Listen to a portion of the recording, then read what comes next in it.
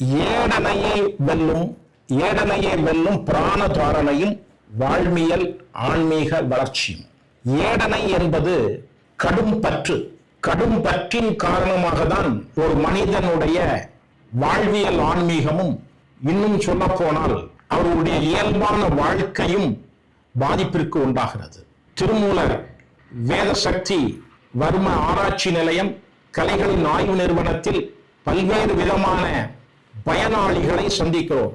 கடும் பற்றின் காரணமாக என்னென்ன நோய்கள் இந்த மக்களுக்கு வருகிறது என்பதையெல்லாம் பார்க்கிற பொழுது அவற்றை ஒழுங்கு செய்ய வேண்டும் என்ற சிந்தனையும் உண்டானது.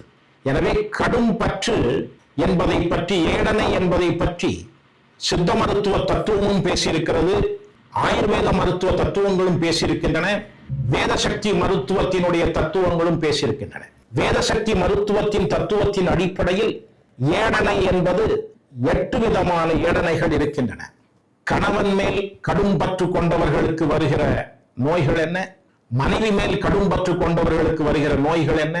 கல்வியை நோக்கி பயணம் செய்கிற இளம் கல்வியாளர்கள் அந்த கல்வியை சேர முடியவில்லை என்றால் அவர்களுக்கு வருகிற நோய்கள் என்ன என்று பல விதமான நோய்கள் இந்த இடனையால் வருகிறது. சொத்துக்கள், சம்பத்துக்கள் மேல் வருகிற பற்று, பொருளாதாரத்தின் மேல் வரக்கூடிய பற்று, நிலபுலன்கள் மேல் வரக்கூடிய பற்று என்பதையெல்லாம் தனித்தனியாக பிரித்து வேதசக்தி மருத்துவம் ஆராய்ந்துள்ளது. அதனை எவ்வாறு சிகிச்சைக்கு பயன்படுத்தலாம் என்பதையெல்லாம் இந்த கட்டுரை விரிவாக பேசுகிறது. இந்த ஏடனை என்ற கடும் பற்றிலிருந்து ஒரு மனிதன் வெளியே வந்தால்தான் அவனுடைய வாழ்வியல் சிறப்பாக இருக்கும், வாழ்க்கை மகிழ்ச்சியாக இருக்கும். அதற்காக செய்கிற ஒரு பயிற்சி முறைதான் தாரணை. இந்த தாரணை என்பது பொறைநிலை என்று திருமந்திரமும் பேசுகிறது, திருக்குறளும் பேசுகிறது. எனவே அந்த பொறைநிலை என்ற தாரணையை எவ்வாறு செய்ய வேண்டும் என்பதை 9ஆம் நூற்றாண்டில் தமிழகத்தில் எழுதப்பட்ட யாப்பருங்கல விருத்தி என்ற நூல் தாரணைகளை பற்றி வரிசையிட்டு காட்டியுள்ளது.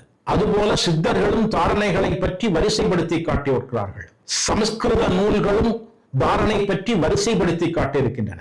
அவற்றுள் பொதுமையாக தெரிவது பிராண தாரணை அல்லது வாயு தாரணை. பிராணனை ஒழுங்காக இயங்க செய்வதற்கு என்னென்ன பயிற்சி முறைகள் செய்ய வேண்டும், தினம் தினம் நாம் செய்கிற எளிய பயிற்சி முறையினால் அந்த பிராண தாரணையை ஒழுங்கு செய்தால் கடும் பற்றிலிருந்து விடுதலை பெறலாம்.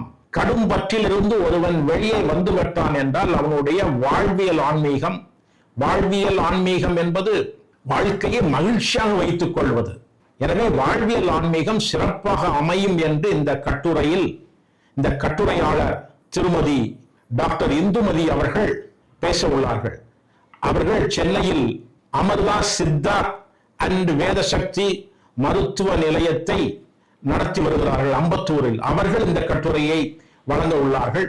வணக்கம்.